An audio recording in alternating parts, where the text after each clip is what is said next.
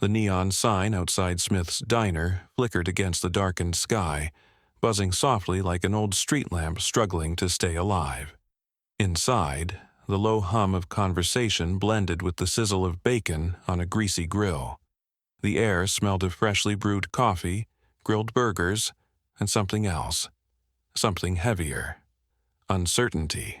Hesitation. JD Vance stepped inside. The bell above the door let out a tired chime, and in an instant the room shifted. The change wasn't loud or dramatic. No gasps, no shattered plates, just small, telling signs. A man at the counter, halfway through a sip of coffee, paused mid-drink. A waitress near the register stiffened, her fingers tightening around the cloth she'd been using to wipe the counter. In the corner booth, a group of three stopped talking, exchanging quick knowing glances. JD had been in rooms like this before. Rooms where words weren't needed to understand the message. He took a slow step forward, his boots pressing into the worn-out linoleum floor. The diner had the feel of a place that had been around for decades. Family-owned, the kind where the regulars had their usual seats and didn't take kindly to disruptions. A wall near the register was covered with faded photographs of customers from years past. Smiling faces. Familiar faces. And JD knew, without a doubt, that his wasn't one of them. Behind the counter, the young waitress, early 20s, blonde ponytail, tired eyes, started to smile. The kind of automatic, polite greeting given to any customer who walked in. But then her gaze settled on him. Recognition flashed across her face. The smile faltered. Noticing her hesitation, JD offered a small nod, a silent assurance that he wasn't here to cause trouble. "Evening," he said, his voice even, careful. The waitress swallowed, forcing the smile back into place. But this time, it wasn't real. It was forced, like a mask hastily put on. "Good evening, sir," she said, voice a little too tight. "Are you dining in or taking out?" JD hesitated, not because he didn't know the answer. He was hungry, exhausted, and had been looking forward to a simple meal before the long drive back, but because he already knew something was wrong. He glanced around. Nobody was eating anymore. Conversations had dropped to quiet murmurs, eyes flickering toward him before quickly looking away. He'd walked into something, he just didn't know what. "Dining in," JD finally said, keeping his tone light. "If that's all right." Another beat of silence.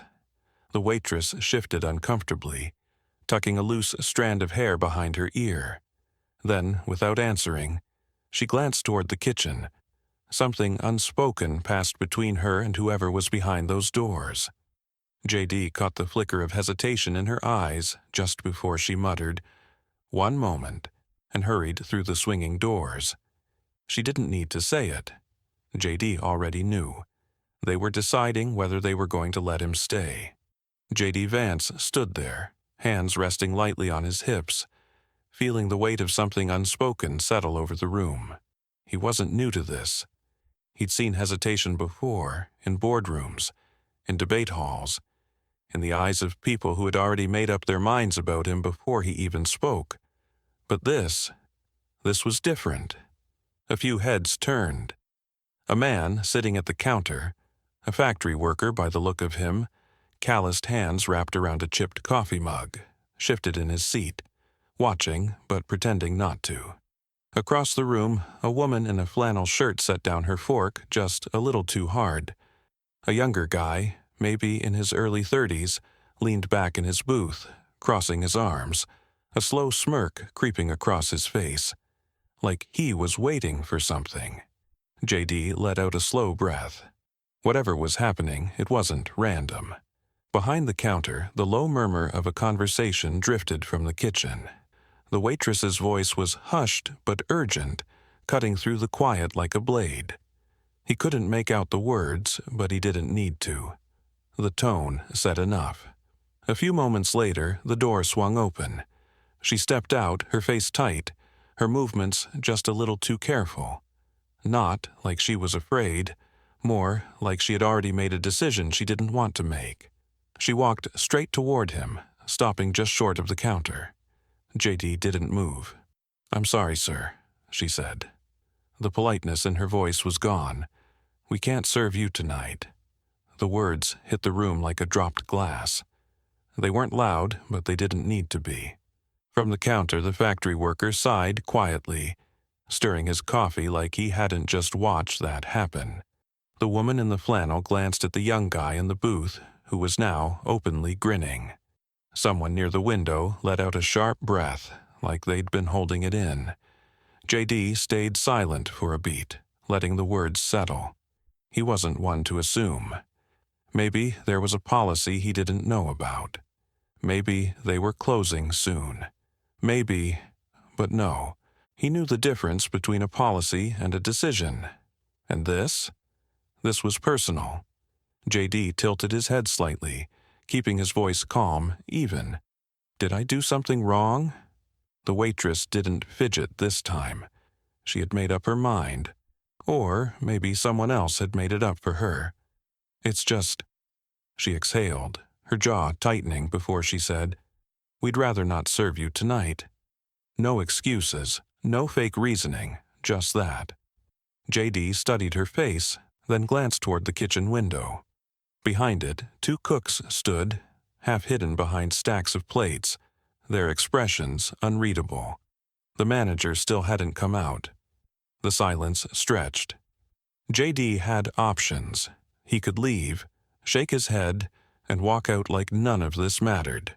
He could demand an answer, call them out, make them say what they were really thinking. He could pull out his phone, let the headlines write themselves by morning. Instead, he did none of those things. He just nodded slowly. "All right," he said, voice steady. Then, before anyone could react, before the young guy in the booth could laugh, before the waitress could step back, he pulled out a chair and sat down. The room froze. The sound of the chair scraping against the floor was the loudest thing in the diner. JD didn't slam it down, didn't make a show of it. He simply sat. And suddenly, nobody knew what to do. The waitress blinked, her mouth opening slightly like she wanted to say something but wasn't sure what. The factory worker at the counter exhaled through his nose, shaking his head like he had seen this play out before. The woman in the flannel? She went back to her coffee, but her shoulders were tense. And the younger guy in the booth, grinning wider now. "Oh, this is going to be good," he muttered, leaning back with his arms still crossed. JD rested his forearms on the table, calm, composed. "I'd like to speak with the manager." The words landed with a quiet finality. For a second, the waitress didn't move. Maybe she was waiting for him to stand up, shake his head, walk out. Maybe she thought he'd get mad, make a scene, but he wasn't playing that game. Finally, she turned toward the kitchen, disappearing behind the swinging doors. The tension in the room thickened. JD could feel eyes on him, people watching, pretending not to, waiting to see how this played out. But he didn't move. He just waited. The door to the kitchen swung open again. The manager stepped out. Big guy. Broad shoulders, thick arms, grease-stained apron. Late 40s, maybe early 50s, with the kind of face that said he had been in this business a long time. His name tag read Don. Don didn't look angry. He didn't even look surprised. He just let out a slow breath, crossed his arms, and looked JD over. "I hear you got a question." The way he said it, it wasn't an invitation. It was a challenge. JD held his gaze, steady, unreadable. "Yeah," JD said, his voice even. "I'd like to know why you won't serve me." A few heads turned slightly, like this was the moment they had been waiting for. Don shifted his weight, rubbed the back of his neck. He glanced toward the counter, toward the customers still pretending not to listen. Then, finally, he spoke. "Look," Don said, voice low but firm. "This ain't personal." JD raised an eyebrow. "Seems pretty personal." A few quiet chuckles. Even the factory worker at the counter smirked slightly. Don's jaw tightened. He exhaled sharply, then finally said what everyone else in the room was thinking. People around here got their opinions about you, about what you stand for. JD nodded slowly, letting the words settle. And me, sitting down for a meal, is a problem? Don didn't answer right away. Instead, he glanced toward the counter, toward the old man in the work jacket. The guy had gone back to his eggs, chewing a little slower now. A few booths away, the younger guy was still watching, like this was the best show he had seen in weeks. JD had seen this before. Not exactly like this, but close enough. It wasn't just about him. It was about what it meant. About how people would react, about what people would say tomorrow, about the ripple effect. He turned back to Don, studying his face. Then, in a calm, steady voice, he asked, "Be honest with me. Do you agree with this? Or is this just about keeping the peace?" The diner went completely silent. For the first time, Don hesitated. His fingers curled slightly against his apron, and for just a moment JD saw something flicker across his face. Doubt. Maybe Don wasn't as sure about this as he wanted to seem. But before he could answer, the younger guy in the booth laughed. "Oh, come on," he said, shaking his head. "This ain't that deep. You're just not welcome here, simple as that." JD turned toward him, studying him for a moment. The guy looked like someone who enjoyed a fight. Someone who had been waiting for an excuse to say something. JD didn't bite. Instead, he turned back to Don and said in that same calm, steady voice, "I've got no problem leaving, if that's really what you want." And he let the word sit there, gave Don a chance to take a breath, to reconsider, to push back against whatever pressure had led to this moment. Don's gaze flicked toward the kitchen, then back to JD. "I just don't want things to get ugly," Don finally muttered. JD nodded. "Neither do I." The room held its breath, and for the first time, the situation wasn't just about division. It was about something else, something closer to understanding. The diner wasn't used to this. Confrontations like this didn't drag out. They usually ended quickly, with someone storming out or backing down. But JD, he just sat there. The younger guy in the booth let out another short laugh, shaking his head. "This guy's got nerve," he muttered. JD didn't look at him. He was still focused on Don. "So," JD said, voice steady, "let's talk." Don furrowed his brows. "Talk?" JD shrugged. "You don't want me here, I get that. What I don't get is, why?" The air in the diner shifted. It wasn't just tense anymore, it was curious. The waitress near the counter, the one who had refused to serve him, hesitated for the first time. The old man in the work jacket hadn't touched his eggs in a while. Don let out a long exhale. "Look," he said, rubbing the back of his neck, "I run a business. I don't pick fights. I don't want headlines." He glanced at JD. "But I got a community to think about." JD nodded. "All right, so tell me, what does this community think about me?" Don hesitated. Not because he didn't have an answer, but because he wasn't sure he wanted to say it out loud. Then, before he could respond, the younger guy in the booth cut in. "We think you're full of it." JD turned toward him, expression unreadable. The guy smirked, finally getting the attention he wanted. "You talk a big game about understanding folks like us," he said, arms still crossed. "But you play politics like everyone else." JD didn't react. He just tilted his head slightly, considering that. "All right," JD said. "Then tell me, what do you think I should have done differently?" The guy blinked, caught off guard. That wasn't the response he was expecting. "You want me gone? Fine, but you've got the floor." JD spread his hands. "Say what you need to say." The diner went dead silent. Even the kitchen, which had been busy with the clinking of plates and quiet orders, had gone still. Don sighed. Rubbing his hands together, he muttered, This ain't what I expected tonight." JD gave a small, tired smile. "Me neither." But something had shifted. The tension in the room wasn't just about division anymore. It was about curiosity. Because in a world where everyone was ready to shout, JD had done something nobody expected. He had stayed. And now people were listening. For the first time that night, the diner wasn't just watching. It was listening. JD didn't rush the moment. He let it sit, let the silence stretch just long enough for people to start shifting in their seats. The younger guy in the booth, the loudest critic so far, looked like he had something to say but was still deciding if it was worth it. Across the room, the old man in the work jacket sighed quietly and muttered, "Damn shame when a man can't even get a burger." A few people smirked. Even Don, the manager, let out a short breath that almost sounded like a chuckle. JD leaned forward slightly, elbows resting on the table. "I get it," he said, voice even. "People don't trust politicians. Hell, most of the time, I don't either." That earned a few more smirks. JD glanced around, meeting the younger guy's gaze directly. "You said, I talk about understanding folks like you, but I still play politics like everyone else." He nodded slightly. "Fair enough. But let me ask you something. Do you know where I grew up?"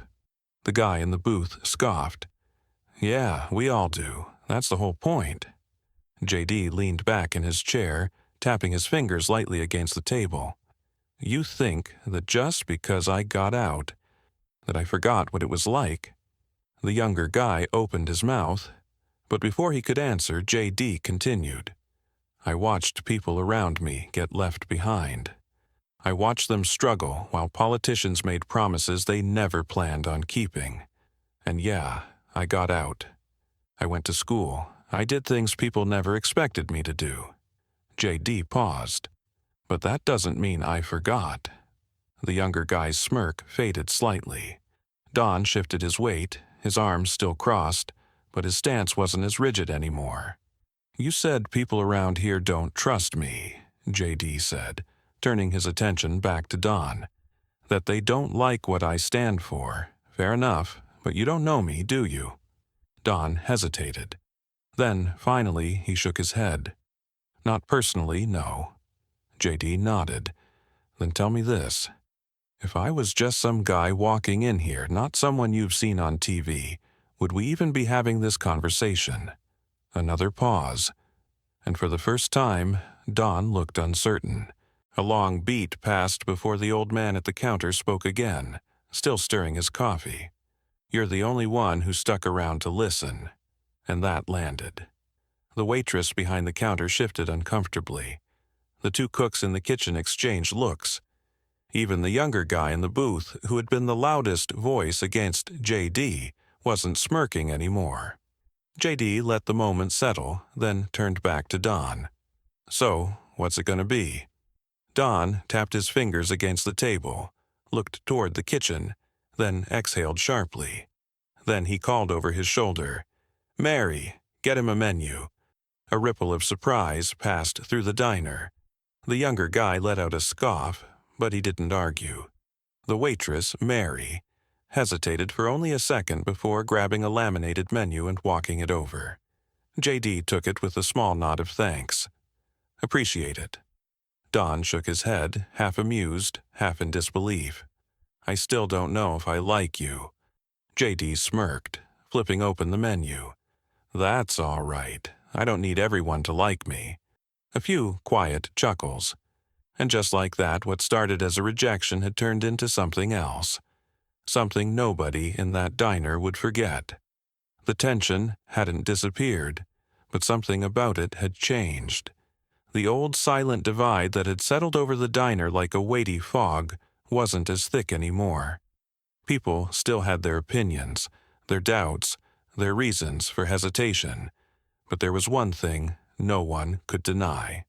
JD Vance hadn't left. Mary, the waitress, placed a cup of coffee in front of JD. She didn't say anything at first, just set it down and wiped her hands on her apron. Then, after a second, she muttered, "We make it strong here." JD picked up the cup, took a sip, and raised an eyebrow. I can tell.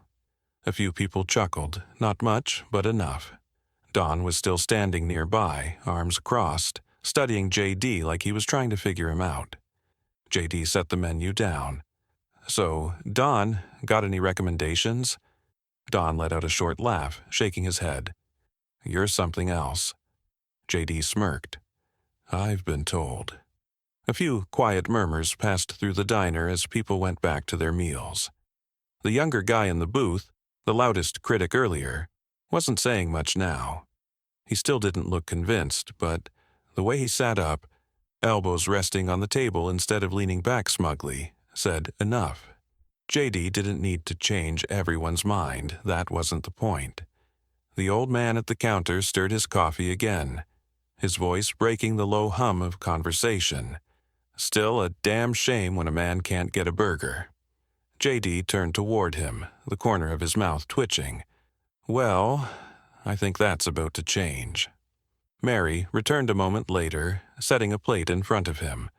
A classic diner cheeseburger. Hand-cut fries on the side. Simple, but perfect. JD picked up the burger, took a bite. The diner watched. He chewed thoughtfully, then swallowed. A beat passed. Then he said, "Little dry." For half a second, the diner was dead still. Then Don barked out a laugh. A real one this time. A few others chuckled.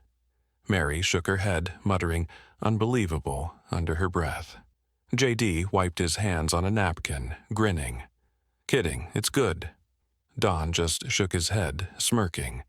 "You're a piece of work, you know that?" JD nodded. "I've been told." The younger guy in the booth didn't say anything, but his expression wasn't as hard anymore. As JD finished his meal, the diner started to feel like a diner again. Conversations picked up, plates clattered, coffee refills were poured. People still had their opinions. They still had their doubts. But for one night in one small town, a different kind of conversation had happened. And maybe, just maybe, that was enough. Because in a time when everyone is ready to shout, sometimes the real power is in staying, in listening, and proving, if only for a moment, that not everything has to be a fight. What would you have done in JD Vance's situation? Drop your thoughts in the comments. Let's talk. And if you found this story worth your time, don't forget to like, subscribe, and hit that notification bell. There's always another story to tell, and I'll be here to share it with you. Until next time. What would you have done if you were in JD Vance's shoes? Would you have walked away, pushed back, or handled it differently? Drop your thoughts in the comments. I want to hear what you think. Let's keep this conversation going. Was JD right to stay? Do moments like this actually change minds, or is division too deep? Your opinion matters. If this story made you think, hit that like button. It really helps. And if you want more powerful real stories like this, subscribe and turn on notifications so you never miss a new one.